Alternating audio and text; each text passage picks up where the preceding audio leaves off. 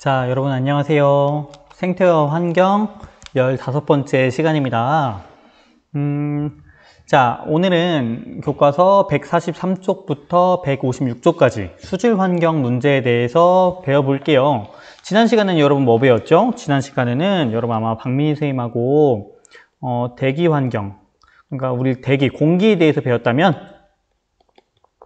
자, 오늘은 수질 환경, 말 그대로 물에 대해서 배워볼 거예요. 물에 대해서 배워볼 거고, 오늘 내용이 좀 많아요. 143쪽부터 156쪽, 약 14쪽 정도, 총 7장이네요. 14쪽 정도 되는데, 내용이 좀 많은데, 여기서 시험 문제가 몇 문제 출제가 됐어요. 출제가 됐나? 출제될 예정인가? 어쨌든 중요한 내용이 몇 가지 있어서 그 부분을 짚어가면서 선생님이 수업을 할게요. 그 부분만. 근데 내용이 많은데 그 부분을 좀 집중적으로 하고, 중요한 내용을, 그러니까 시험에 나올 수 있는 부분을 집중적으로 하고, 나머지는 선생님이 그냥 여러분이 알면 좋을 내용, 그리고 선생님이 생각했을 때 여러분이 그 수행평가, 그러니까 그 UN 환경 제안서를 작성하는 데 도움이 될 만한 내용이 꽤 있더라고요. 이 수질과 관련해서도. 그래서 그런 내용을 집중적으로 선생님이 한번 얘기를 해볼까 합니다. 오늘 좀 분량이 많아서 말이 길어질 것 같아요. 선생님이 한 50분을 다 채울 수도 있을 것 같은데 최대한 짧게 한번 해볼게요. 그리고 시간이 너무 늘어진다 싶으면은 선생님이 과제나 평가 그런 문제는 안 내고 선생님이 영상만 남기도록 하고, 영상이 조금 짧다 싶으면은 선생님이 추가로 과제나 확인 문제 이런 것들을 낼게요. 이런 내용은 여러분 EBS 온라인 클래스에서 확인하도록 해주세요. 자, 봅시다. 교과서 우선 143쪽입니다. 143쪽. 수질 환경 문제. 말 그대로 수질 오염에 관한 내용입니다. 수질 오염. 말 그대로 물이 오염되는 거. 잘 안 보이네요. 물이 오염될 경우에는 어떻게 해야 될까요? 물이 오염될 경우에는 물을 정화시키던가, 아니면은 물을 오염시키지 않던가, 뭐 이런 뭔가 방법이 필요하겠죠. 그 내용에 대해서 얘기를 해볼 거고, 더불어서 물 부족 현상, 말 그대로 물이 부족해지는 현상, 이 현상에 대해서 얘기를 해볼 거예요. 사실은 우리가 물 자체가 지구상에서는 줄어들 수가 없습니다. 전체적인 물의 양은 정해져 있습니다. 정해져 있기 때문에 물은 고정되어 있고 없어지지 않는데, 하지만 우리가 중요한 거는 물 순환 범위, 즉 깨끗한 물을 얼만큼 사용할 수 있느냐라는 내용이 중요한 거죠. 자, 좋습니다. 자, 그래서 그럼 우리 깨끗한 물이란 게 어떤 거냐, 그 기준을 여러분이 알아야 될 것 같아요. 그래서 선생님이 몇 가지 조사를 해봤는데, 우선 우리 가장 공식적인 내용, 오피셜을 선생님 조금 참고하면 좋을 것 같아서 천안통계연보란 걸 한번 좀 찾아봤습니다. 정확하게는 쌤이 2018년도 걸 찾아봤어요. 2019 천안통계연보에는 환경 관련된 것, 이 수질오염 관련된 건 쌤이 찾기 어렵더라고요. 그래서 2018년 기준을 찾았고, 교과서 이 페이지가 607페이지다 보니까 여러분이 직접 찾아보기는 어렵습니다. 근데 이거 홈페이지 들어가면 나와요. 이거 치고 들어가도 되고, 천안시청 통해서 들어가도 쉽게 찾을 수 있어요. 천안시청 들어가서 찾아봐도 좋습니다. 내용 보다 보면 재밌어요. 천안시 인구가 몇 명이고, 뭐 천안 도로가 어떻고, 어떤 동네는 어떻고, 재밌더라고요. 자, 그래서 그 중에서 수질 관련된 것만 쌤이 좀 따왔습니다. 자, 수질오염 438쪽에 환경이란 그 챕터에서 수질오염 부분이 있었는데, 자, 보면은 성완천, 곡교천, 자, 곡교천, 그리고 여기 원성천, 입장천,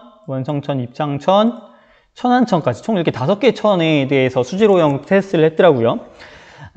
그리고 2013년부터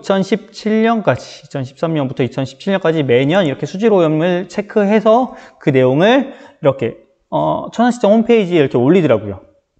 근데 지금은 여러분이 이 내용이 뭘 말하고, 또 특히나 영어가 너무 많죠. 영어가 너무 많아서 뭐가 뭔지 아마 너무 어려울 거예요. 근데 오늘 이 내용을 한번 좀 공부를 해보자고요. 그러니까 우리가 수질 오염에 대해서 얘기하기 위해서는 수질 오염의 기준에 대해서 좀 알아야 되잖아요. 수질 오염의 기준. 뭐 여기서 익숙한 단어는 있을 거예요. 이런 거. 대상균을 보면은 이 성완천은 2013년에는 아직 측정이 안 됐고 2014년에 대장균이 엄청 많이 측정이 됐다가 대장균이 다시 줄었죠, 점점. 여기서 다시 줄었다가 다시 늘었다가 다시 줄었죠.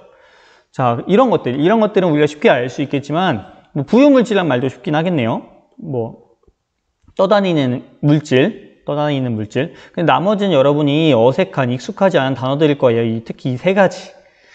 이 세 가지에 대해서 좀 얘기를 해볼까 합니다. DO, BPD라고 하는데 우리 교과서에서는 BOD, 비슷한 겁니다. BOD란 걸로 배워볼 거고, 화학적 산소 요구량도 이것도 용어가 좀 바뀌었어요. 쓰는 단위가 바뀌어서 이거는 TOC라고 하는 걸로 배워볼 거예요. TOC라고 하는 거. 자, 교과서에 있는 친구는 교과서 143쪽을 참고하면 좋을 것 같습니다. 143쪽. 자, 이 내용을 좀 이따가 다시 돌아가서 보도록 하고, 자, 그럼 뭐가 뭔지부터 좀 볼까 합니다. 글씨가 너무 많죠. 자, 일단 물이라고 하는 거는 기본적으로 물이라고 하는 거는 자정작용이라고 합니다. 자정작용을 합니다. 자정작용이란 게 뭘까요? 자정작용.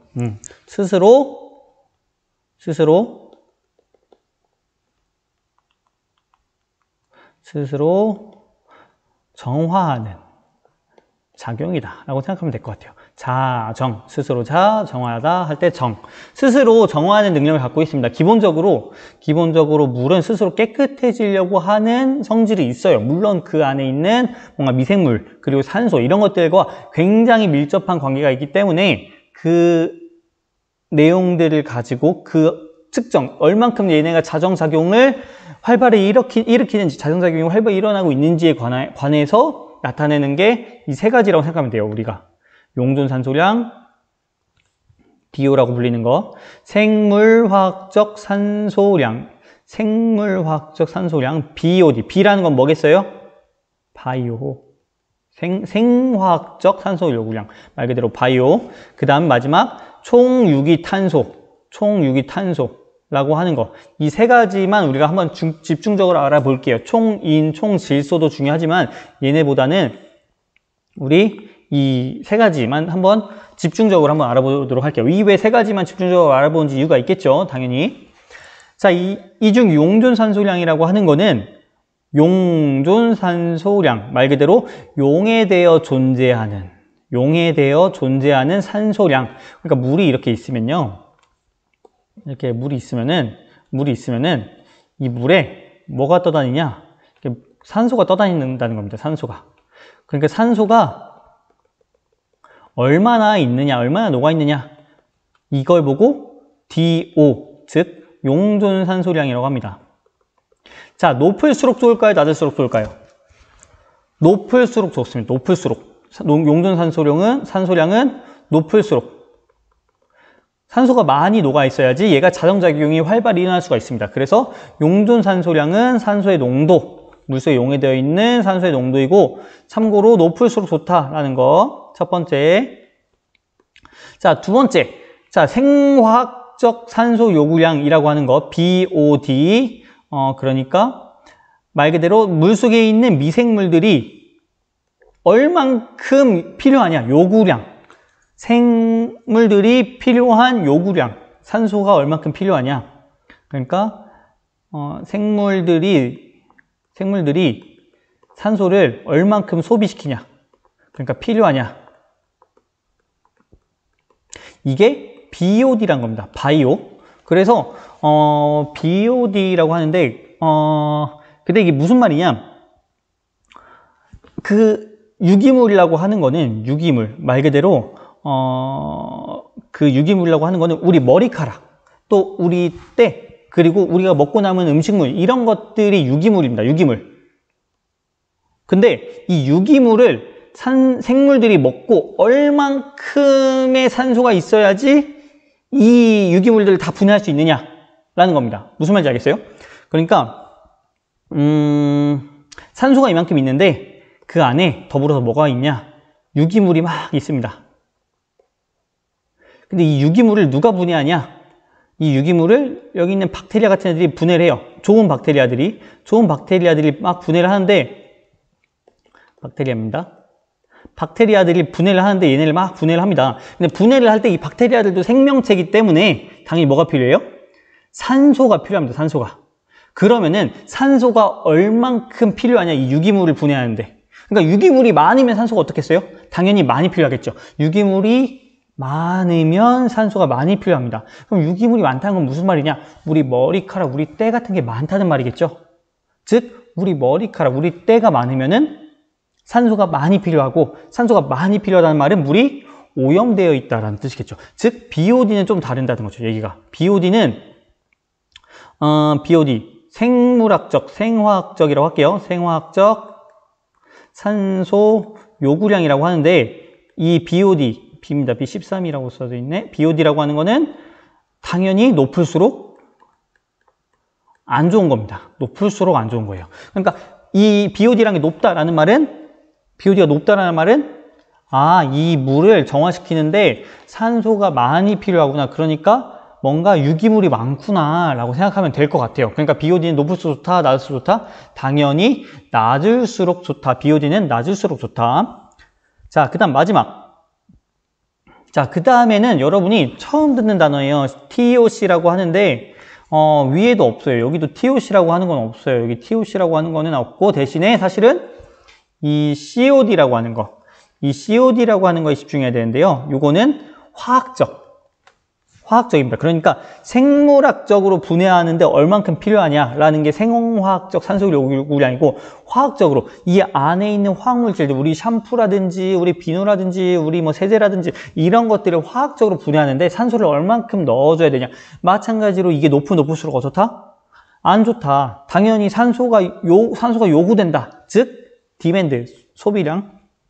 얼만큼 산소가 필요하냐. 즉 산소가 많이 필요할수록 뭔가 그 안에 이물질이 많다라고 생각하면 되는 거죠. 그러니까 예를 들어서 유기물이 하나도 없어요. 완전 청정수야. 그럼 산소 요구량이 0이겠죠.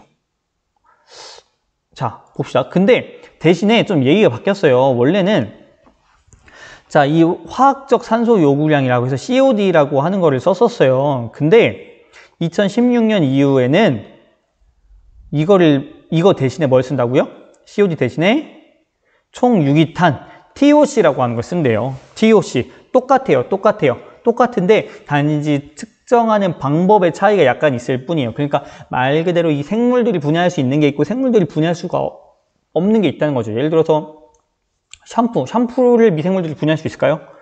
분해를 못 한다고요. 그러니까 샴푸를 분해하기 위해서는 화학물질이 필요하다는 거죠. 그렇기 때문에 어떻게 측정을 하냐? 실제로는 여기서는 연소 시 발생한 이산화탄소량, 그러니까 이 물을 그냥 태워보는 거예요. 이 물을 예를 들어서 이렇게 생각해보세요. 다 증발시킨 다음 다 태워버려.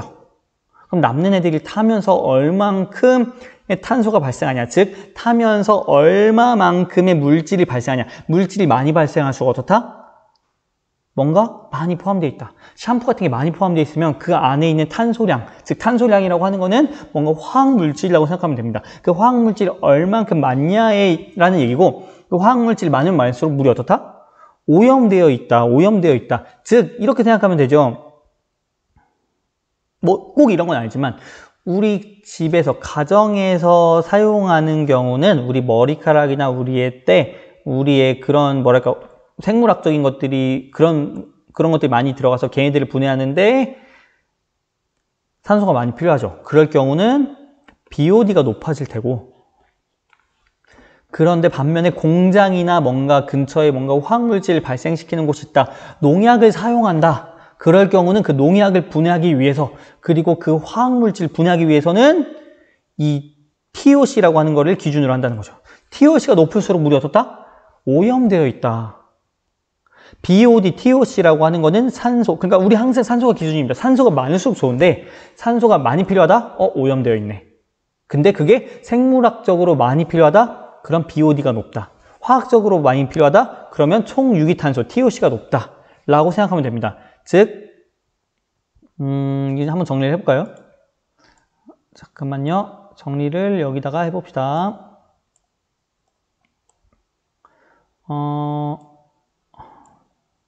선생님 준비한 게 많아요. 그래서 시간이 많이 걸릴 것 같은데, 즉, 산소란 게 기준입니다. 산소가 기준인데, 산소는 생명체가 활동하는데 꼭 필요한 거잖아요.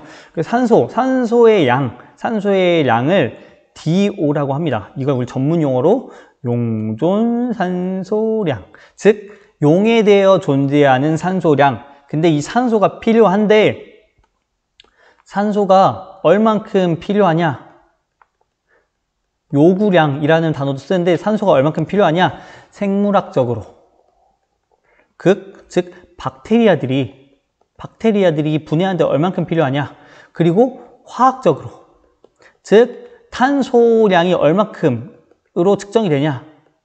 그걸 기준으로 생물학적인 거를 보고 생물학적 필요량을 우리가 BOD, 그리고 화학적 필요량을 우리가 COD라고 했었는데 이 COD를 대체해서 뭘 쓴다?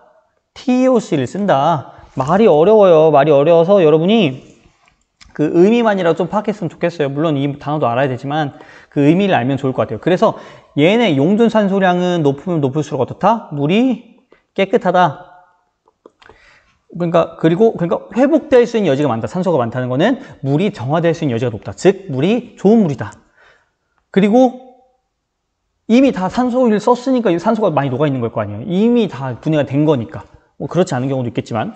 즉, 혹은 BOD, COD, TOC 얘네들은 높을수록 물이 어떻다? 더럽다. 오염되어 있다. 그래서 우리가 이걸 기준으로 해서 이 세 가지를 기준으로 해서 물을 분류하기도 합니다. 자, 무슨 말이냐? 이 맨 위에 있는 물은 사실 우리가 마셔도 돼요. 마셔도 됩니다. 뭐 1급수라고 보통 얘기하는 물들이 이 정도 됩니다.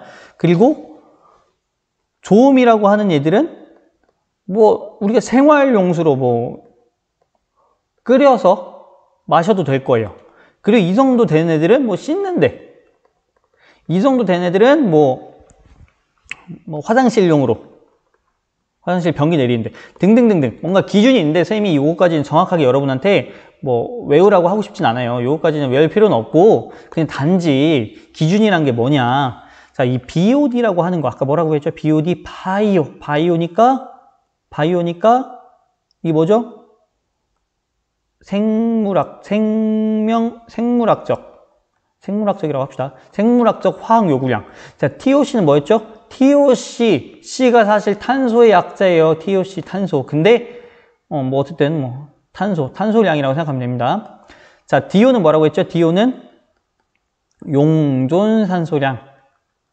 말 그대로 용에 대어 존재하는 산소량. 그래서 용존산소량은 높으면 높을수록 어때요? 높으면 좋은 거예요. 높으면 좋은 거고 낮아지면 물이 점점 더러워진다. 지저분해진다라고 생각하면 됩니다. 근데 반대로 BOD, TOC는 어때요? 이하, 즉 1보다도 안 된다는 말. 0이면 제일 좋은 거야. BOD가 0이면 제일 좋은 거예요. 그러면 0이란 말은 유기물이 아예 없다. 유기물이 아예 없으면 우리가 바로 마셔도 전혀 이상이 없다. TOC, 탄소량, 말 그대로 뭔가 그 탄소 화학물질이 포함되어 있느냐 안 되어 있느냐. 아예 안 되어 있으면 당연히 좋은 거겠죠. 이하. 근데 점점 많아질수록 물이 어떻게 되는 거다? 오염되는 거다. 물이 오염되는 거다. 물론 더 기준이 있어요. 이 pH, SS, 뭐 TH, 뭐 TP 되게 많은데, 대상변수 되게 많은데 이 세 가지만 우리가 여러분이 기억을 했으면 좋겠다. 왜 하필 세 가지일까? 좋습니다. 자, 그래서 위에 한번 다시 올라가 보자고요. 한번 이제 여러분 분석을 할 수 있어요. 자, 그래서 이 기준에 딱 맞출 수는 없어요. 무조건 당연히.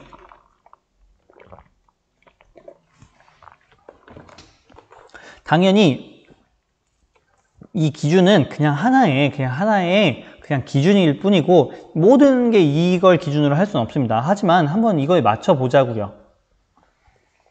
자, 원성천 한번 볼까요? 원성천 볼까요? 원성천 산소가 점점 한번 늘었다가 줄었죠. 자, 한 9에서 8에서 9 어느 정도일까요? 이 정도면 1급수네. 1급수 7.5 이상이니까. 그죠?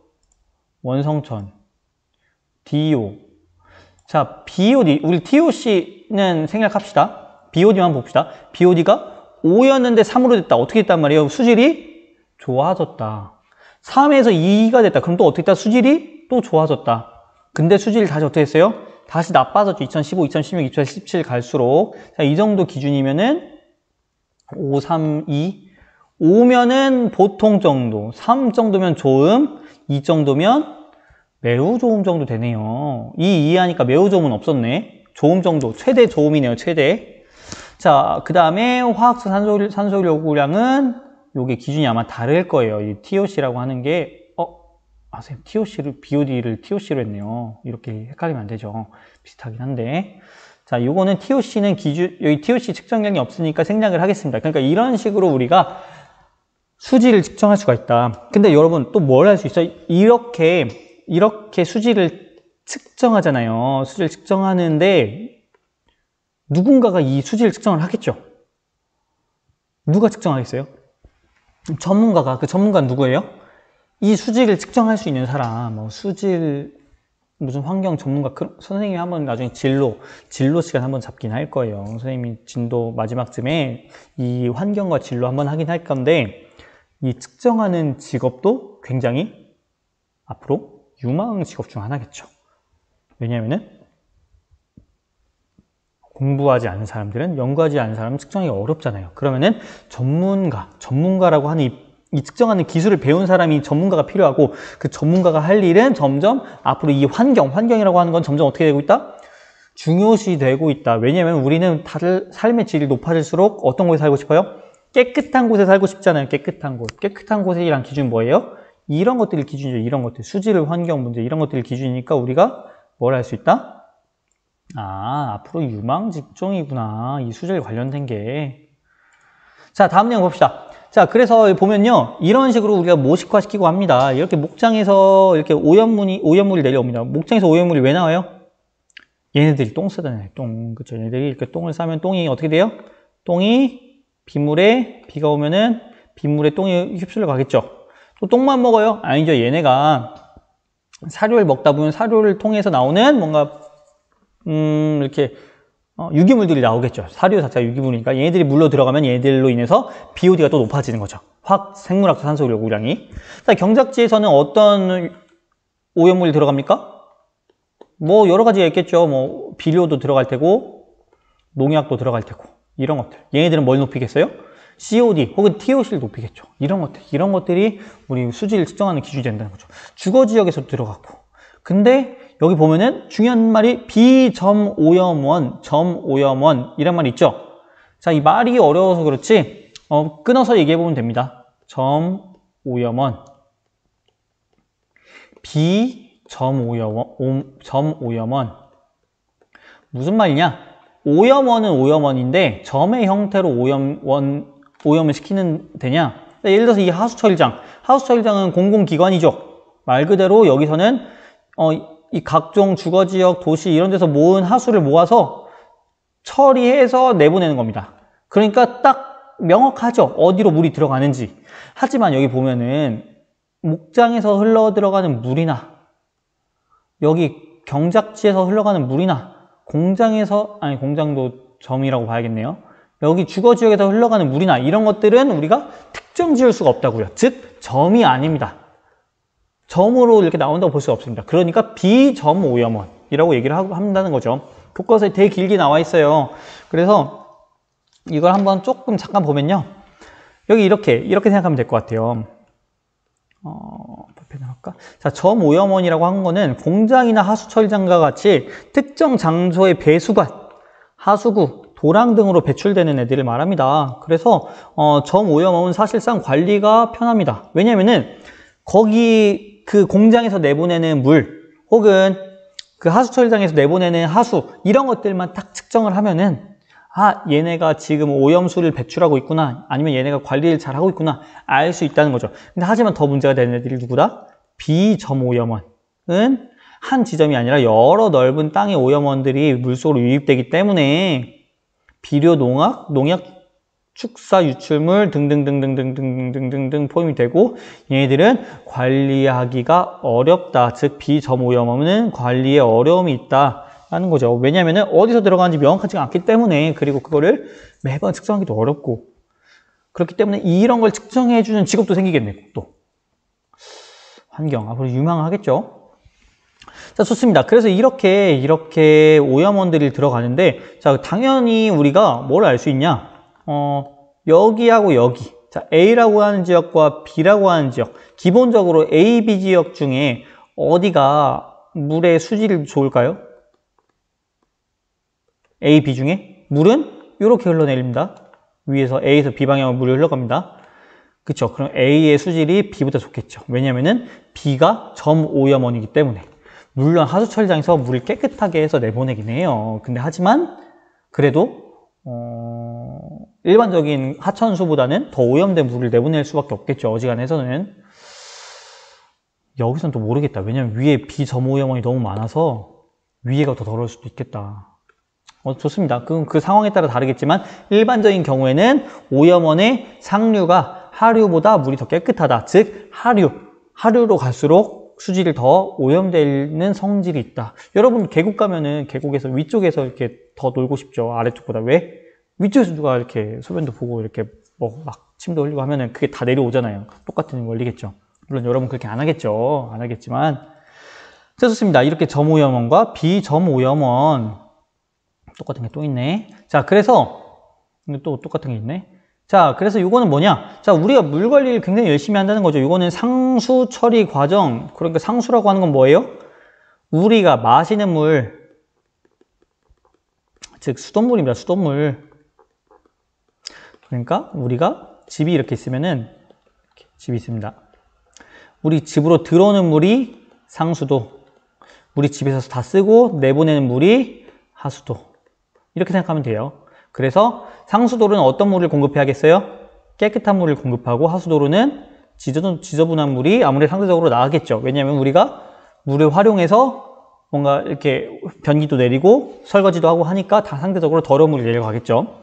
그 상수도에서는 물을 깨끗하게 하기 위해서는 이렇게 많은 과정을 거친다. 그리고 대부분의 이 상수도에 물을 채집하는 곳은 대부분 어디 있냐면 상수도 쪽에서 물을 채집하겠죠. 웬만해서는. 왜냐하면은 최대한 깨끗한 물을 취수해야 되니까. 취수라고 하는 거는 취한다는 거죠, 물을.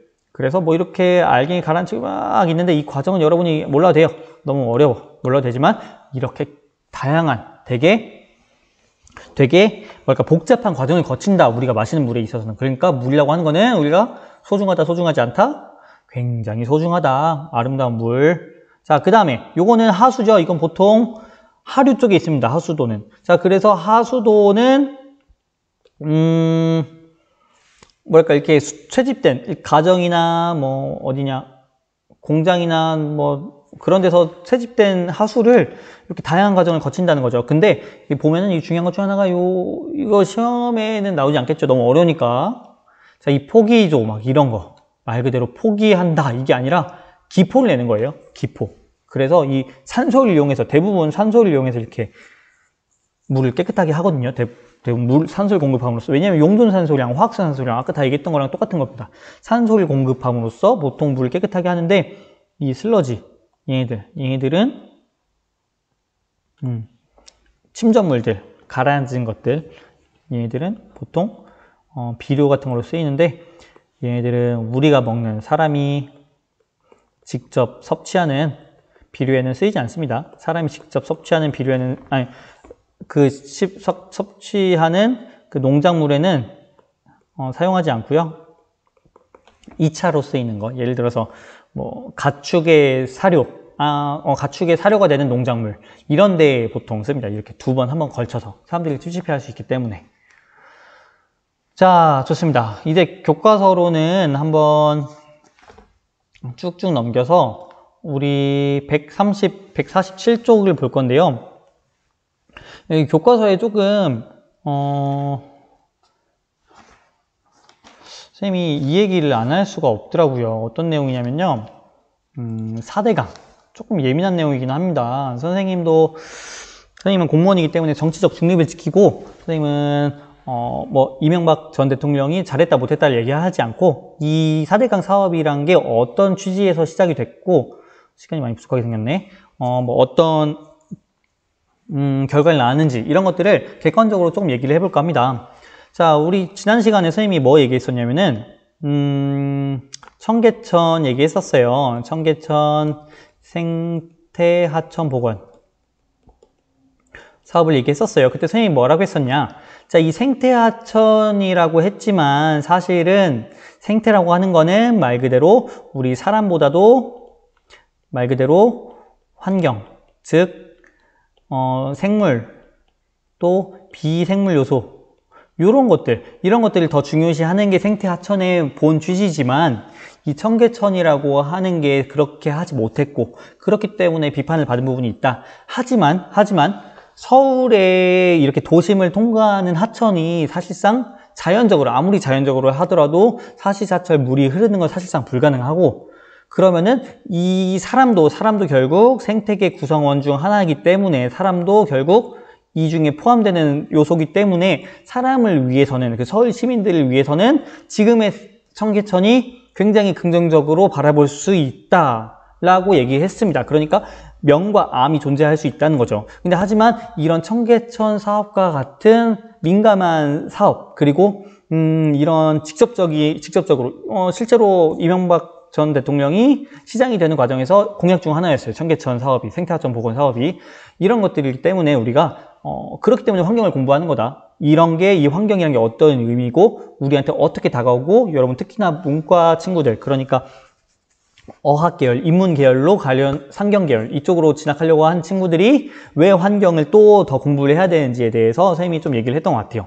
근데 어쨌든 요렇게 이 청계천 생태복원 사업으로 이명박 전 대통령이 시장을 거쳐서 대선에도 도전하게 되는 거죠. 근데 그 과정에서 대선 공약 자체가 뭐였냐면요. 한반도 대운하였어요. 대운하. 여러분은 아마 생소할 거예요. 그래서 선생님은 그 당시에 공약을 막 대선 과정에 있었기 때문에 이게 언뜻 기억이 나는데 자, 대운하 무슨 말이냐? 이 한강과 이 낙동강을 잇겠다, 연결하겠다라는 게 목적이었습니다. 그래서 배가 서울에서부터 부산까지 갈 수 있도록 운하를 뚫겠다. 그 운하라고 하는 거는 뭐 카타르, 중동을 연결하는 인도양과 지중해를 연결하는 혹은 태평양과 대서양을 잇는 그 중미에 있는 이런 대운하를 말하는 거고 이런 운하를 뚫겠다라고 했지만 근데 그 대선 이후에 이 공약이 조금 축소가 됐어요. 여론을 받아들여서 축소를 한 것 같아요. 그래서 이 대운하라는 공약이 뭐로 전환됐냐? 4대강 사업으로 전환됐죠. 그래서 여러분이 잘 알고 있는 4대강, 이 금강, 한강, 낙동강, 영산강 이 4개 강을 정화 사업을 하겠다. 자, 근데 이런 사업은 사실 아무런 그냥 밑바탕 없이 시작된 게 아니라 사실 다 이유가 있었어요. 그 이유를 알면 또 어느 정도 납득이 가는 부분도 있어요. 왜 이런 사업을 왜 이런 사업에 대한 그 당시 국민들의 요구가 있었는지, 열망이 있었는지에 대해서 여러분이 또 생각을 해봐야 되지만, 여러분이 알아야지 여러분이 또 뭐 비판을 하더라도 비판을 하고 옹호를 하더라도 옹호를 할 수 있으니까 정확하게. 그래서 한번 얘기를 실제로 한번 배워보자는 겁니다. 이 내용을. 자, 이 4대강 사업에 대해서 좀 얘기를 해볼게요. 이 내용과 더불어서. 자, 이 내용을 알기 위해서는 여러분이 우리나라의 수자원 실태부터 좀 여러분이 정확히 이해를 해야 됩니다. 우리나라 같은 경우는 물을 총 333억 세제곱미터를 사용을 한대요. 대략적으로, 연간, 평균적으로. 근데, 그러니까 이만큼을 쓴다는 거죠. 333억을. 수치만 여러분이 생각을 하면 될 것 같아요. 근데 우리나라 연간 수자원의 총량은 얼마래요? 1297억이에요. 자, 그러니까 1297억 중에 지금 얼마만 사용하는 거예요? 333억, 즉 26%만 사용하고 있다는 거죠. 그럼 우리 물 되게 많은 거 아니에요? 라고 생각할 수 있어요. 왜냐면 나머지 70%, 74%는 우리가 쓰지 않고 그냥 버리는 물이잖아요. 근데 이렇게 할 수밖에 없는 게 우리나라 기후 특성상 비가 언제 집중이 된다고요? 여름철에 비가 집중이 된다는 거죠. 홍수, 장마 때, 보통 장마 때 비가 굉장히 많이 오고 그렇기 때문에 그 비 내린 걸 다 저장하기가 어렵다. 그래서 그 비가 대부분 어떻게 돼요? 대부분 비가 강물 타고 바다로 이렇게 그냥 나간다는 거죠. 그렇기 때문에 바다로 흘러가는 물은 우리가 사용하지 못하고 버리는 양인 거죠. 그냥 실제로. 그렇기 때문에 홍수가 일어남과 동시에 비가 한 번에 오니까 더불어서 어느 때는 가뭄이, 왜냐면은 여름에는 비가 많이 오지만 봄, 가을에는 비가 조금 오기 때문에, 그렇기 때문에 수자원의 확보, 수질 관리, 생태계 유지 등의 어려움이 있었다는 거죠. 이게 굉장히 선생님이 고등학교 때부터 계속해서 나온 얘기였어요. 중학교, 고등학교 때부터. 우리나라는 비가 여름에만 많이 오기 때문에 봄, 가을에는 가뭄이 나고 여름에는 홍수가 나고, 그리고 하천이 물이 많았다가 적었다 많았다 적었다 하기 때문에 물고기들도 살기 어려울 때도 있고 등등등등 다양한 문제가 생기고 있다라는 겁니다. 그래서 우리나라 같은 경우는 저수지, 우리 천안 근처에는 뭐가 있나요? 저기 아산 쪽에 예당저수지 뭐 이런 것들, 그리고 천호지 이런 것들이 저수지겠죠. 이런 저수지를 파거나 국가적으로 저수지를 팠습니다. 조선시대 때부터. 그 전부터 물론 저수지 혹은 댐, 이런 사업을 많이 했습니다. 이 댐이라고 하는 건 물을 가두는 거죠. 근데 이게 우리나라 같은 경우는 그래도 괜찮아요. 우리나라는 괜찮지만 이런 어려움이 계속해서 대두가 되고 있었다는 거죠. 우리 한 10년, 20년, 약 20년 전부터. 왜냐면은 전 세계적으로 봤을 때 물의 양이 점점 줄어들고 있다. 그 물의 양이라고 하는 거는 특히 중요한 부분 하나가 전 세계적으로 봤을 때 우리가 쓸 수 있는 물의 양이 줄어든다는 거죠. 왜냐? 일단 기본적으로 사람들의 소득 수준이 낮을 때는 물을 많이 사용하지 않아요. 그러니까 소득이 낮을수록 물도 낮다는 거죠. 근데 반대로 소득이 높아지면은 물 소비량도 어떻게 돼요? 높아집니다.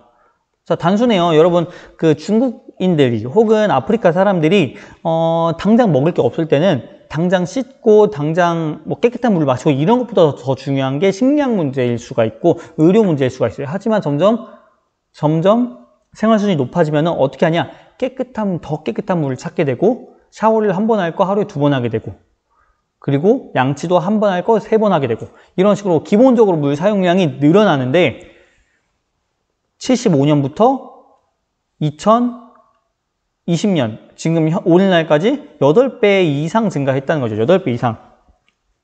그러니까 물의 양이 늘었다는 거죠. 우리나라도 늘고 전 세계도 늘고. 왜냐하면 전 세계 사람들의 생활 수준이 그만큼 좋아졌다는 거죠. 그만큼 생활 수준이 좋아졌다는 거죠. 그리고 더불어서 농업과 축산업, 그러니까 소를 키우려면 소한테도 물을 먹여야 된다는 거죠.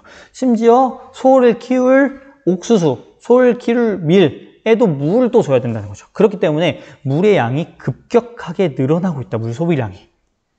우리나라 같은 경우는 괜찮다는 겁니다. 우리나라는 상수도 시설이 잘 갖춰져 있지만, 그래서 여러분이 물값 비싸서 물 아껴 쓰거나 그런 거 없어요. 그러니까 예를 들어서 독일 같은 나라는 우리나라처럼 설거지를 하지 않는데요. 여러분 설거지 할 때 어떻게 해요? 물 쭉 틀어놓고 비누칠하고 세대 칠하고 물로 헹구고 버리고.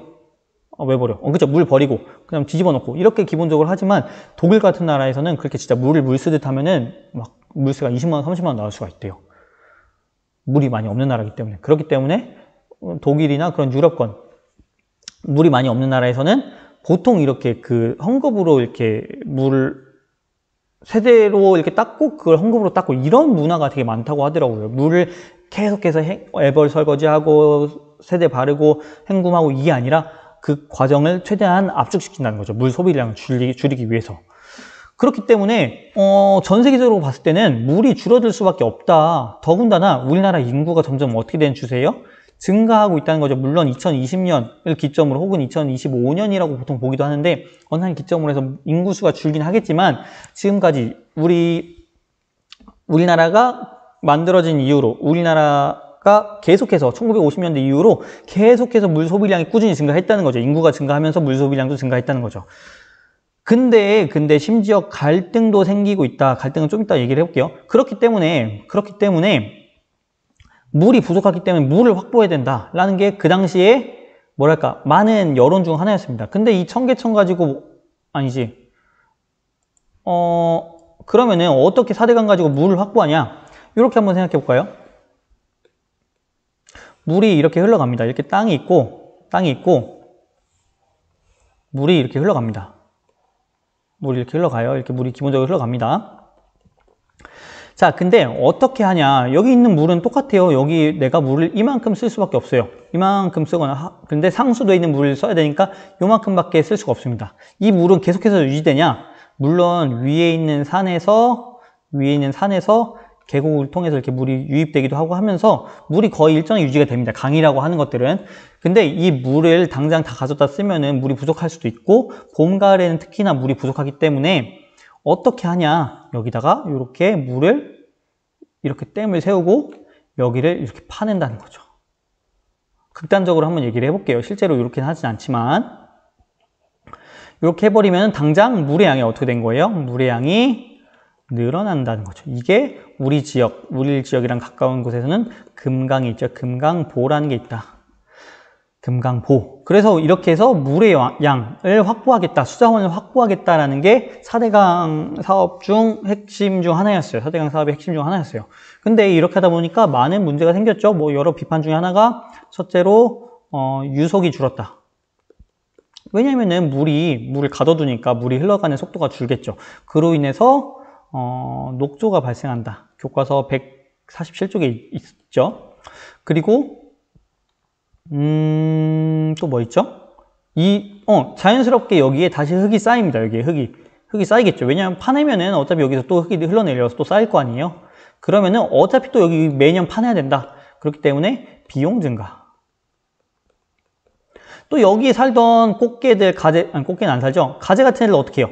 가재들은 다 죽었을 거 아니에요. 또 가재들이 살 수 있는 환경을 잃었죠. 생태적 비용 소비. 자, 등등등 많은 비판들이 있죠. 그래서 이렇게 비판하는 여론과 이를 통해서 수자원을 확보할 수 있었다. 그리고 뭐 수질도 어느 정도 개선이 되는 여지가 있다라고 하는 이렇게 긍정적으로 보는 여론도 있습니다. 여러분의 관점에 따라서 다르겠죠.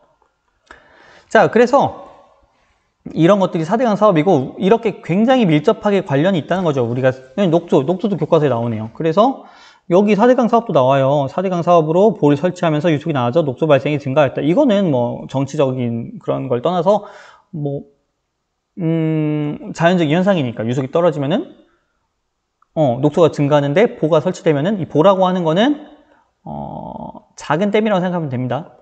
낮은 댐이라고 생각하면 되는데 물 잠시 가둬두는 역할을 하는. 그래서 이 작은 댐을 설치함으로 당연히 유속이 나아지면 당연히 녹조 발생이 여름철에는 증가할 수밖에 없겠죠. 근데 그게 무조건적으로 나쁘냐? 그렇게 보기는 어렵지만 어쨌든 뭔가 변화가 생겼다라고 하는 거는 우리가 환경적인 관점으로 봤을 때는 조금 위험하다고 얘기를 할 수가 있는 거죠. 자, 근데 이게 전 세계적으로 이게 관심이 주목이 되고 있습니다. 왜냐면은 아까 말했던 것처럼 전 세계적으로 물의 양이 감소하고 있다는 거죠. 이 물의 양이 감소한다는 말은 우리가 사용할 수 있는 물. 왜냐면은 결국 소비량이 늘어나기 때문에 그렇다는 거죠. 소비량이 증가하기 때문에 상대적으로 우리 물의 양이 점점 줄어드는 것처럼 느껴진다. 자, 이 중국을 비롯해서 이 동남아 지역에서도 굉장히 많은 갈등이 지금 있는데요. 여기 댐을 막 설치해놨어요. 중국에서. 이 메콩강, 강이라고 하는 거는 하나의 줄기예요. 강이라고 하는 건 쭉 흘러간 줄기인데 위에다가 막고 여기다가 물을 아래로 흘려보내지 않는다는 거죠. 특히나 가뭄 때는 더 유속을 감소시키고. 선생님이 찾아봤어요. 진짠가? 찾아봤어요. 이게 선생님이 댐 찾은 건데, 자, 여기 보여요, 혹시? 잘 안 보이는데, 선생님이 구글 맵으로 찾은 거라, 여기는 물이 많죠? 여긴 물이 적죠? 자, 다음 사진이 좀 더 잘 나오는데, 요런 댐을 만들더라고요. 그래서 여기에 물을 이렇게 상대적으로 많이 보관하고 이걸 통제할 수 있다는 거죠. 그리고 또 물 또 많은 게 또 여기도. 명확하죠? 물을 이렇게 갖고 있는 거죠. 그게 좀만 내보내는 거죠. 그 다음에 이걸 확대해 보면은 이렇게 하나의 물을 저장할 수 있는 뭐랄까 어떻게 보면 저수지 같은 거를 만들어낸 거죠. 여기 댐 하나를 만듦으로써 이게 지금 중국에 굉장히 많대요. 여기 이런 것도 댐, 여기도 댐이 이렇게 생겼더라고요. 댐 위엔 다 뭘까요? 그쵸, 물이죠. 방금 그거를 확대한 사진인데 이게 다 이렇게 댐이 생기면은 우리 사람들이 물을 확보할 수 있지만, 뭐 중국인들이 물을 확보할 수 있지만, 이 마찬가지로 환경적으로 봤을 때는 당연히 부정적인 영향이 훨씬 더 많겠죠. 자, 좋습니다. 그래서 이런 갈등이 생기고 있다. 그래서 우리나라는 사실 북한하고 연결된 강이 있긴 하지만 그걸로 인해서 크게 갈등은 없다고 알고 있어요. 그 강에 있는 물을, 왜냐면 물이 우리나라는 아직까지는 충분하니까. 근데 사실 물이 충분하지 않을 수가 있어요. 왜냐면은 대표적으로 요런 거 비씨앗이라고 하는 거, 즉 인공 강우 기술 이란 게 점점 발달이 될수록 우리나라가 이렇게 있으면은 우리나라는 편서풍을 받고 있는 지대죠. 편서풍. 그 서쪽에서 바람이 불어오는데 최근 그런 일이 많이 있어요. 중국 같은 경우는 그 베이징 올림픽 전에 인공 강우를 실제로 한 적이 있어요. 왜냐하면 올림픽 개막식 날 비가 오면은 좀 곤란하잖아요. 그래서 비를 안 내리게 하기 위해서 수증기를 다 뽑아내는 거예요. 비를 내리게 함으로써 화학물질을 이용해서 그렇게 돼버리면은 순간적으로 공기가 건조해지고 우리나라로는 건조한 공기가 날아오게 된다는 거죠. 건조한 공기가. 비가 여기서 다 내려버리고 우리나라는 건조한 공기가 오는 거죠. 근데 중국 입장에서 물이 부족하다 하면은 우리나라로 불어오는 바람을 해서 수증기를 다 뽑아서 비를 다 내려버릴 수가 있겠죠. 인공 강우를 기술을 이용해서. 아직까지는 그렇게 이기적으로 하고 있지는 않아요. 일반적으로. 근데 이런 게 현실화가 되면 우리나라도 더 이상 물이 충분한 나라가 아니게 될 수도 있겠죠. 물론 우리나라는 태풍이라고 해서 아래쪽에서 오는 비구름이 많아요. 아래쪽에서 오는 비구름이 많고 위와 아래 태평양과 위에 시베리아 전선에서 만나서 생기는 장마 전선에 의해서 비가 내리는 것도 많지만 어느 정도 우리나라도 환경 변화 때문에 위험할 수 있는 여지가 있다는 거죠. 물 부족이 될 수가 있다는 거죠, 앞으로. 그래서 4대 강도 어느 정도 긍정적으로 바라보는 측면도 있더라고요. 부정적으로, 긍정적으로. 여러분의 관점에 따라 다르겠죠. 자, 그래서 물 관리가 필요하다. 그래서 당연히 기본적으로 가정에서 절약하는 게 제일 중요하고 폐수를 줄이고 그리고 여러 가지 정책을 시행할 수 있다. 그 정책 중에 하나는 우리가 중수라고 하는 것도 될 수 있습니다. 무슨 말이냐? 얘를 우리가 마실 수 있는 상수로 전환시키기 위해서는 어마어마한 돈과 시간과 비용이 들어간다. 돈이 비용이네요. 시간과 돈이 들어간다는 거죠. 근데 상수로 하지 말고 이거를 중수라고 하는 걸로 만들다. 상하의 가운데 중수. 거기서 따온 말 맞습니다. 이 중수라고 하는 거는 중간물이라고 하는 건 우리가 마시거나 이걸로 씻을 수는 없지만 이걸 어디다 사용할까요? 변기물 같은 데로 사용할 수가 있대요. 실제로 유럽에서는 이런 방식을 많이 선택하고 있고 이렇게 해서 물을 할 수가 있고 또 다른 방법으로는 이렇게 우수란 건 뭘까요? 빗물. 오수라고 하는 거는 오폐수, 지저분한 물 이런 것들을 따로 관리함으로써 이제 우리나라 이런 거 있죠. 선생님은 처음 봤을 때 우수한 뛰어난 그런 건가? 했는데 그게 아니라 비물을 모으는 그런 것도 하나의 방법이더라고요. 그리고 여기 같은 경우는 천안시에서도 이런 정책을 시행하고 있습니다. 천안시에서도 정책을 실시하고 있는데 빗물을 일시적으로 저장을 하고 있대요. 어디냐?